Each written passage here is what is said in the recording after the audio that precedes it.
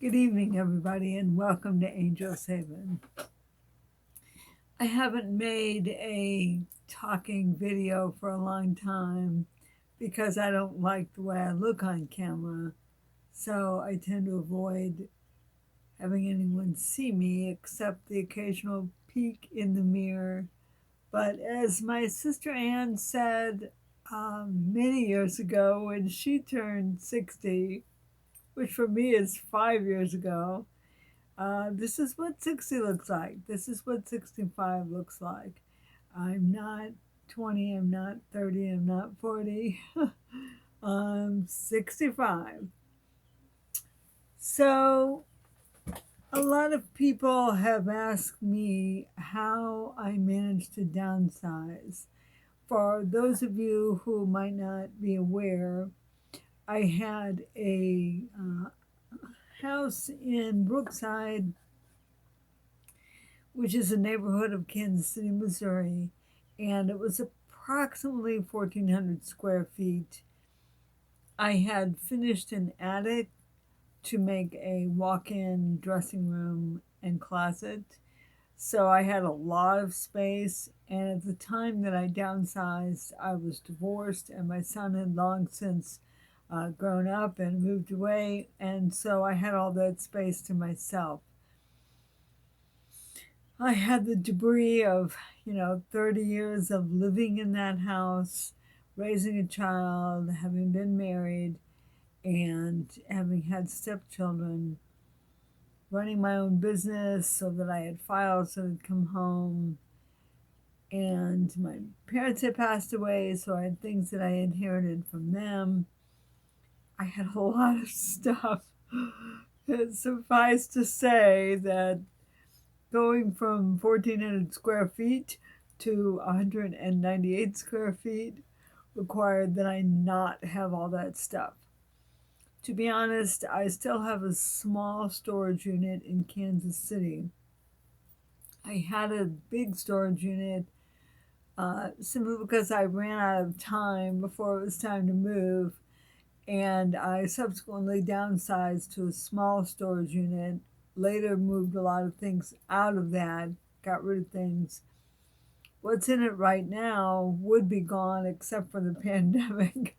I had a trip scheduled home last year in which I was going to finish the process of cleaning out that storage unit, give away or throw away the rest of the things in it. But that trip got canceled, as everybody else's trip got canceled. So I still have that, and I will get there this year. What's left in it, I can tell you, is a cedar chest, my son's Boy Scout trunk, my son's Cub Scout trunk, children's books, a big box of books of mine, a plastic box, which, believe it or not, has a big jacket in it. Long story there. And some artwork. And I would actually like that artwork here, but I'm not really sure how it will get here. So it's almost empty. I was nearly done. It would just take one more trip to get it done. So it'll get done.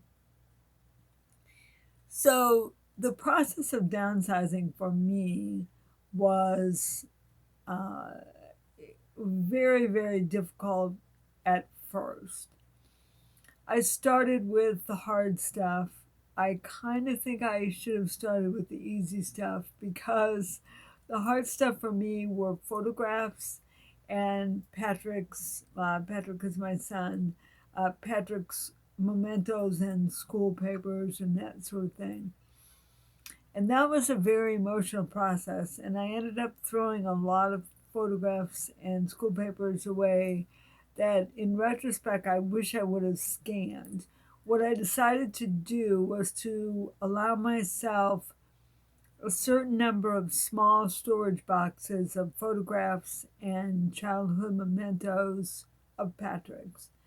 I also made a photograph album for Patrick and one for myself and one for my sister Joyce.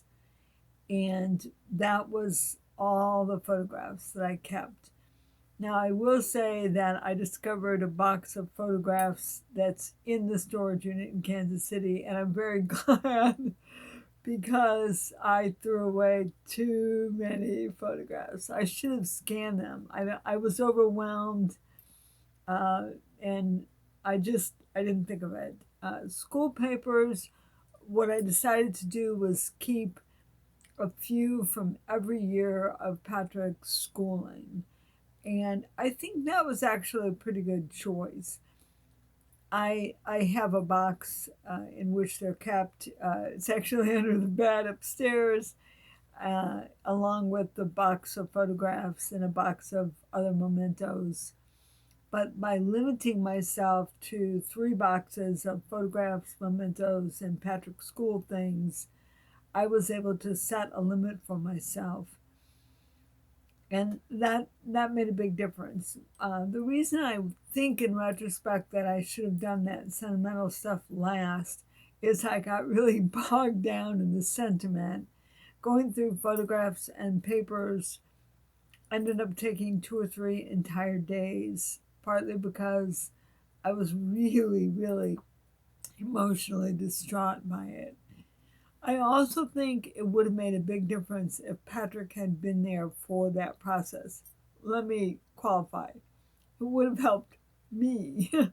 I don't know if it would have helped Patrick. And he came at some point in the process, took some things that he wanted, but it turned out, of course, that there were other things he might have wanted that I got rid of. So that's my sentimental stuff about my own family.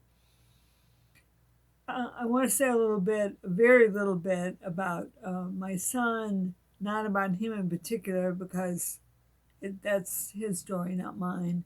But what I learned from the process was that I could have been, and if I ever had to do this again, which I don't, would be more thoughtful about the timing of Patrick in this case, or your family, or any other family coming to go through the belongings. I timed it according to a holiday that he was coming home. It was right before the closing on the sale of the house. We were also fostering out our dog to my best friend or close friend at the time, Katrina Taggart, and her family. It was very emotional and very hard for Patrick.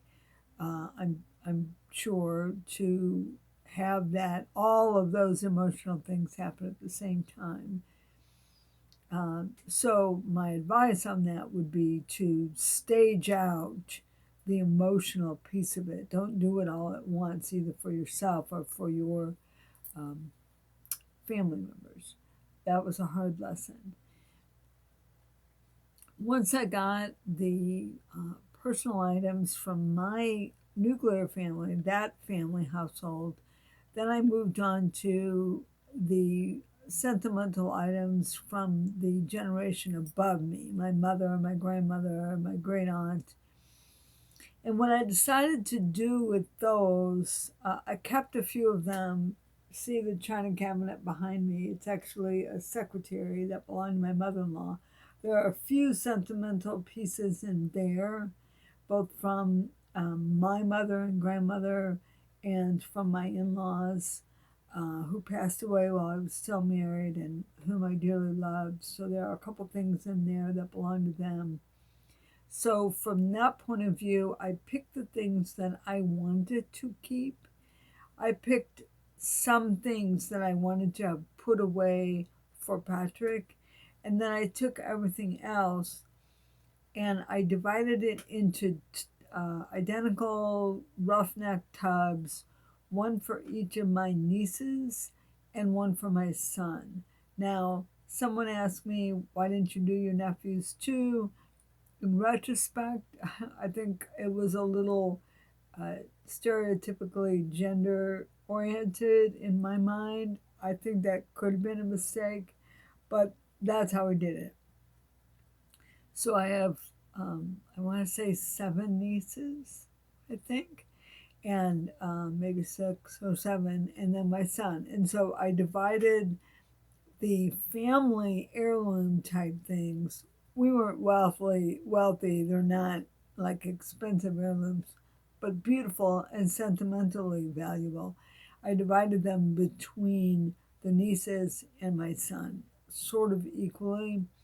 I did put a few things in Patrick's box that I knew were particularly important to him, um, or that I anticipated would be or might be in the future.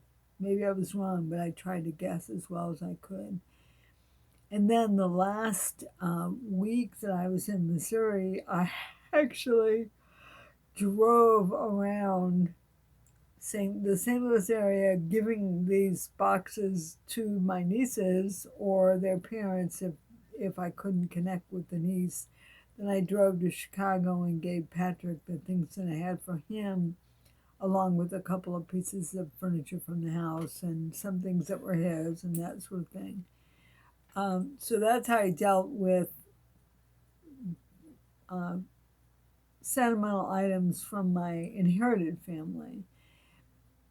Once I had those decisions made, the rest of it was actually very, very easy. I couldn't get rid of things fast enough.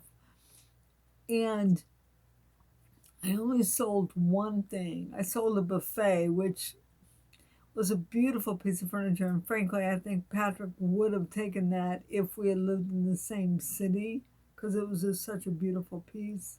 Someday I'll buy him an antique buffet if he wants it. But I did sell that. Anything else that I didn't want or that Patrick didn't want, I gave away to people that helped me pack or helped me move. So someone would come over, like Abby Vogt, for example, came over and she helped me move. And let me make this noise stop. She helped me move, and I let her go through and take things that she wanted. Um, I gave Katrina Taggart my gardening things. I gave pieces of furniture to other people that helped me. I gave a TV to a couple I didn't even know that came with Abby Vogt and her husband, John. They needed a TV. I had a TV. A couple of pieces of furniture I had offered to the buyer of my house through the realtor, and I didn't like my realtor. I knew her personally. I had liked her as a person. I didn't care for the way she behaved as a realtor. She, I don't know what happened in that communication process, but I later met the buyer, and she indicated she had actually wanted those pieces, but she didn't have any money, and she was afraid to ask me if I was willing to accept a lower price than the realtor had told her I wanted. And I just gave them to her. They weren't sentimental, they were just furniture, and she wanted them, and they worked in the house, and I gave them to her. There were 3 or 4 boxes of things that my wonderful secretary Miranda took. I think she still has. These were kitchen things, china and whatnot, not sentimental, not family pieces, but pieces I was just conflicted about, and she took. And I found out recently she still has them, and there might be 1 or 2 things in there I want back. She was going to have a garage sale. I told her she could sell them, but she didn't. So I might look through them one of these times if I get to Missouri ever again.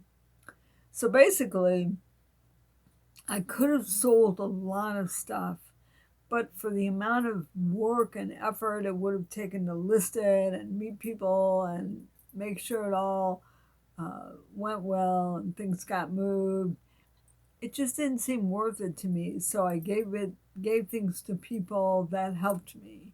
and they were doing it as friends. They weren't charging me, and I was able to give them things that they wanted or needed. That was really very made me feel good. I found out a couple of things that I gave away that I think Patrick wanted, and that's unfortunate. But I did the best I could, and I did let him. I did have him come and look, but I just think he didn't have enough time. I don't know. I won't speak for him. Um, Books were hard. I donated a lot of books, a ton of books to the public library. Um, Clothing was not hard. I donated the nicest stuff to Dress for Success, that group that gives suits and nice dresses to women who are in shelters and looking for jobs. I donated things to thrift stores, although I have since learned that a lot of the clothes you donate to thrift stores just get either landfilled or sold for rags, made into, I don't know, I don't know what they're used for. A lot of them are not used in the store or given to poor people. Um, I had a lot of blankets. I gave blankets away to homeless people. That was a lot of fun. My son had done that in high school for a project, and my friend Jane Williams did that as well. And I just took a page from their book and did it with my extra blankets. A lot of things I brought with me, believe it or not. If you look at some, I think I have a video where I talk about surrounding myself with things from home. I kept a lot of artwork, I kept knickknacks, uh, I kept a couple of pieces of furniture. In my tiny house, I have real furniture, I don't have built ins. My tablet is sitting on my desk from home. Uh, so basically, I am saying that you have to um, look at what you have, look at the space that you're going to later occupy, and group your things by big categories.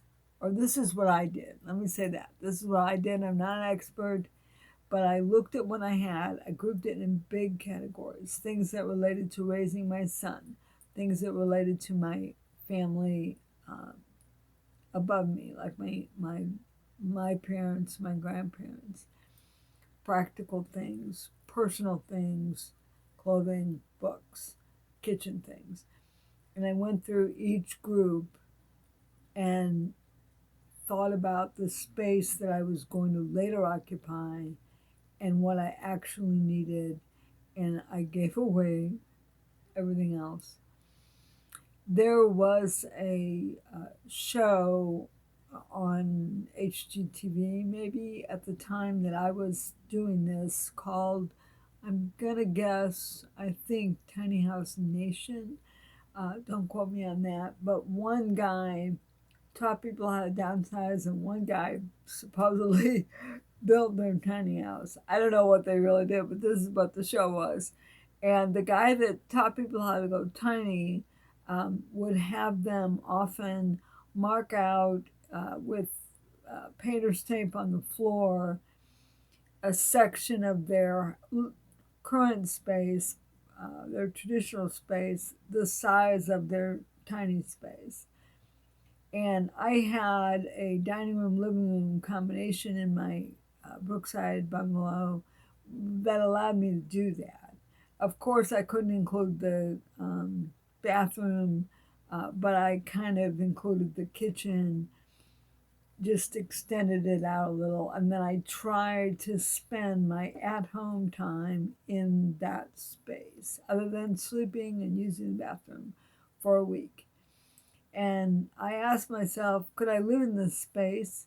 And could I live with the amount of stuff that I could have in this space? And then I answered myself, yeah, I can. And then I started going. It really wasn't as hard as I thought it would be. And it was certainly worth it. So I hope the comments I've made gives you some idea of how I did it, and that it helps you.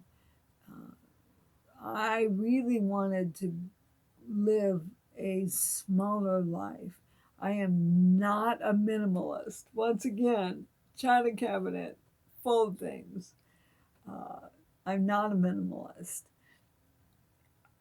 but I wanted to live a smaller life, not necessarily a simpler life or a minimal life, but a smaller life. I wanted to compress my life into a smaller space. And I was motivated to do that, and it worked. So, thanks for spending a few minutes of my tiny life with me, and I'll see you next time.